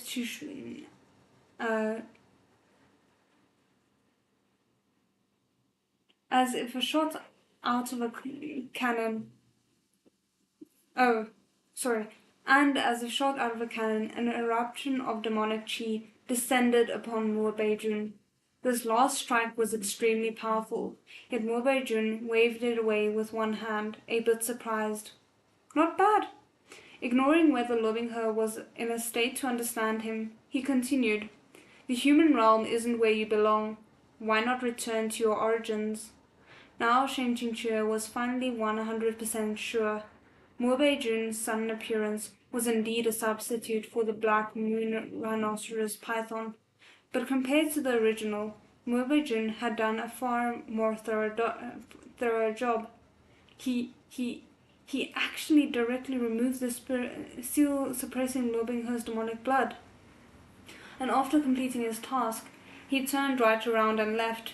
This NPC really was too straight to the point, not a moment spared, completely in line with his modus operandi in the original work. He'd shown up whenever Lobingher needed him without rhyme or reason. His actions were just that forced, a total maverick, needing not a shred of logic. Speaking of forced, that could only be how Shen Qingque would face his next task, the last level. Oh goodness, my battery just died. 5 cents? We're finally at that point and my battery just died. Give me 2 seconds to just put in a new battery. Sorry about that.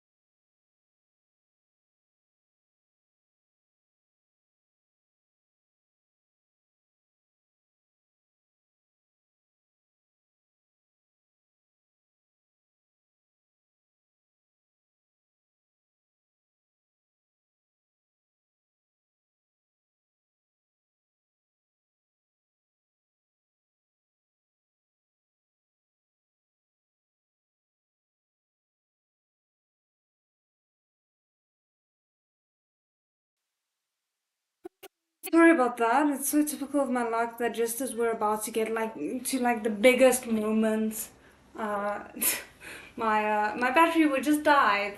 Yay, we love it. Okay, sorry about that.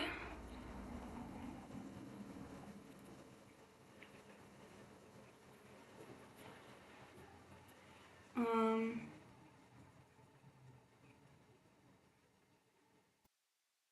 Having fought a harsh battle, Her was half kneeling in the midst of a ruined landscape, his eyes vacant, but it looked like his placid veneer would at any moment tear. Right now, his mind was like a dormant volcano, one that had suddenly erupted after being silent for many years.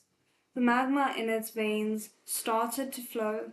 Just thinking about this made Changing Cheer feel like he was burning up along with it, until his bones and head began to ache and pound. The system sent a shrill notification the likes of which he'd never heard before.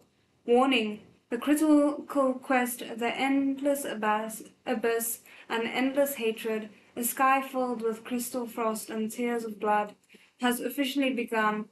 If it is not successfully completed, 20,000 protagonist satisfaction points will be deducted. That is so many, oh my word. And also the fact that that title is so long. Was it Che's imagination, or were the quest names getting more and more absurd every time, to the point that Che didn't even know where to begin roasting them? And hey, when I confirmed with you a while back, wasn't it 10,000? It's been like 5 minutes and now it's doubled? Swaying, Che walked over to He, who was still in a half-crazed state. He unleashed a couple of palm strikes on his back, channeling some of his own remaining spiritual energy into his student's body. You think it's going to be that easy? Dream on. Not only, oopsie. Not only did He fail to regain consciousness, the demonic chi within his body rebounded Che's efforts, forcing Che to cough up the mouthful of blood he'd been holding back for so long. Only at that moment did He finally recover some awareness.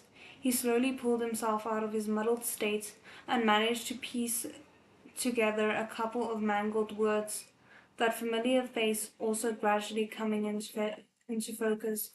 Changing Chua saw He's gaze clear a bit and let out a sigh of relief. He wiped at the blood by his mouth and asked in an even tone, "You're awake?" After a pause, "You're if you're awake, if you're awake, let's have a thorough discussion. He, tell me honestly, exactly how long have you been practicing demonic cultivation?" As soon as he said this, it was as if He had been plunged from a stifling upper heavens into a bone-chilling pool. It would have been impossible for him to not return to complete consciousness. He stared at Chen Chu's wintry face, and his heart sank straight down. In the past, Chen Chu had always called him Bing He. He had never been addressed by his full name. "Shizun," he said quietly. "This disciple can explain." Though He was still a youth, he had always remained calm and unperturbed, often acting mature beyond his years. Now actual panic surfaced on his face, like he was frantic to explain but didn't know where to start. Seeing the oh-so-mighty male lead reduced to this state, Shen Shu couldn't stand to watch anymore. He burst out to cut him off. "Silence!" "Great, we love that." His voice had only just left his mouth, and he already felt like he hadn't properly controlled himself, that his tone had been overly harsh. He seemed to have scared He. The boy stared at him blankly with pitch-black eyes, like a child who had been slapped, muddled and confused, and indeed he obediently went silent. "When did you start?" Shen Chua stiffly recited the line, unable to harden his heart enough to look his student in the eyes. "2 years ago." Shen Chua went silent and didn't speak. To answer his question so quickly, and so honestly to boot, it seemed He really was scared witless. Unbeknownst to him, Liu Binghe automatically took his silence to mean, "Is that so? You wicked disciple, you managed to hide this from me for so long?" 2 years? Shen Qingque said quietly. "No wonder you were able to progress by leaps and bounds, and to such an extent. You truly live up to your reputation, Liu Binghe. You are gifted with spectacular talent." In truth, these words he spoke were purely an expression of the regret within his heart. As the male lead, Liu Binghe was indeed blessed with spectacular talent. If Shen Qingque had to describe what he was feeling with absolute honesty, it was admiration with the tiniest bit of envy. But to Liu Binghe's ears, his meaning was completely different. He instantly fell to his knees before Shen Qingque. I mean, I get that. I feel like, from my perspective, it also feels more like he's saying, like, "Oh, wow, you really did that in order to progress," like judging him. Shen Qingque's soul almost left his body. If a man kneeling was worth his weight in gold, the male lead kneeling was worth your life. Letting him kneel at this critical juncture, when Liu Binghe remembered it in the future, wouldn't his hatred be compounded? I would imagine, maybe, yeah. "Get up." Shen Qingque waved his sleeve at once. Hit by a gust of this wind, Liu Binghe couldn't help but stand again and back up a few steps, even more stunned out of his senses. Had he done something wrong? Something so wrong that it couldn't be absolved? That he didn't even have the right to kneel and plead Shizun for forgiveness? "But Shizun, you said before that just as people can be good or bad, demons can be good or evil," he mumbled. "That in this world there is no one intolerable to heavens?" I said that. It had been many years.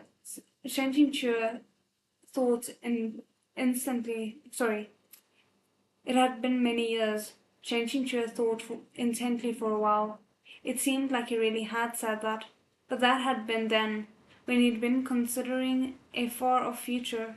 This was now, in the midst of a crisis, with a blade suspended above his throat. This was a last resort, but would it be too shameless to slap his own face by doubling down?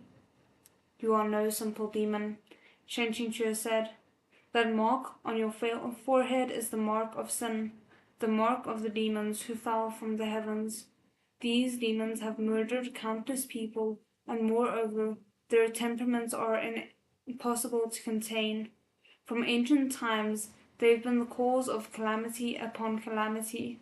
Under no circumstances can they be spoken of in the same breath as other demons. I cannot wait and hope my earlier words were true, while you develop a taste for slaughter and lose all control." As these words touched his ears, Liu Binghe's hopes shattered, and the rims of his eyes reddened. His voice quivered. "But you said—" "I've said a lot of things, okay? I even once made several hundred posts in a bright red font about wanting to castrate Shen Qingque. It wasn't the least bit funny.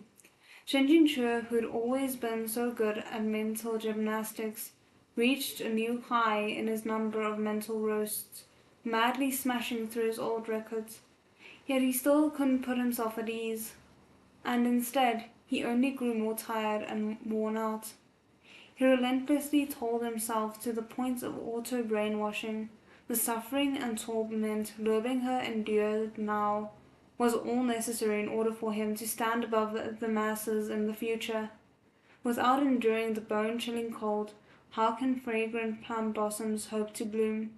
Without 3 years' training in realms below, how could a demon king over worlds loom? Qinmu in hand, he would possess everything beneath the heavens.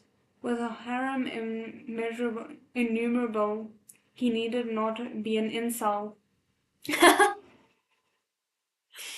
That last bit was unexpected. Oh, goodness. But it was useless. It was completely useless. Nothing could lift his spirits.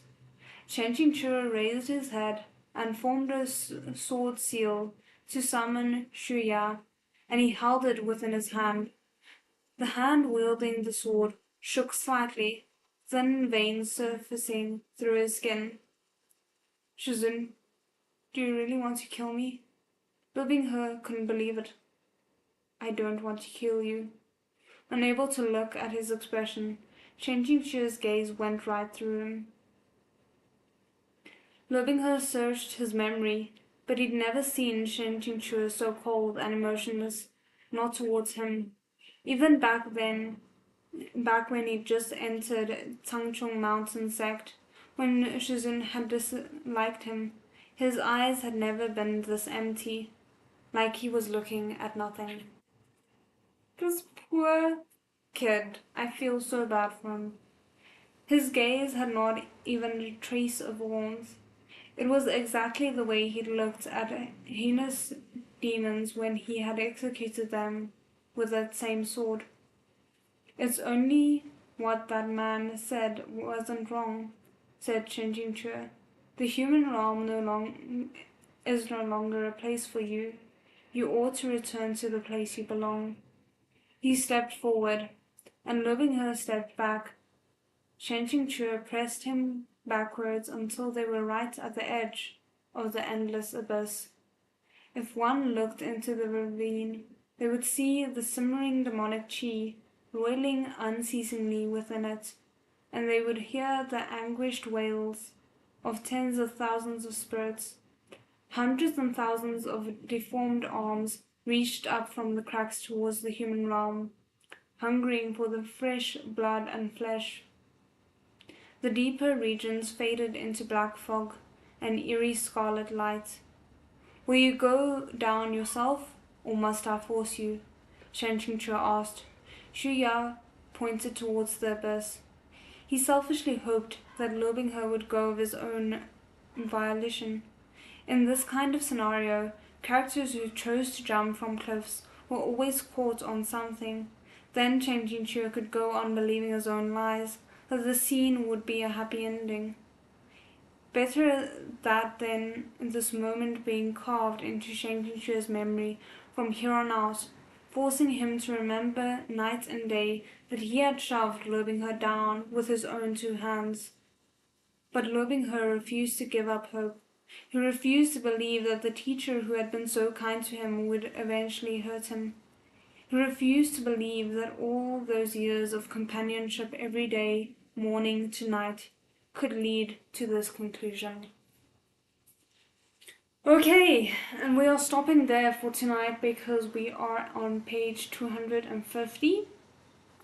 So we will be finishing out until page 291 in tomorrow's live stream, and then we are done with volume 1.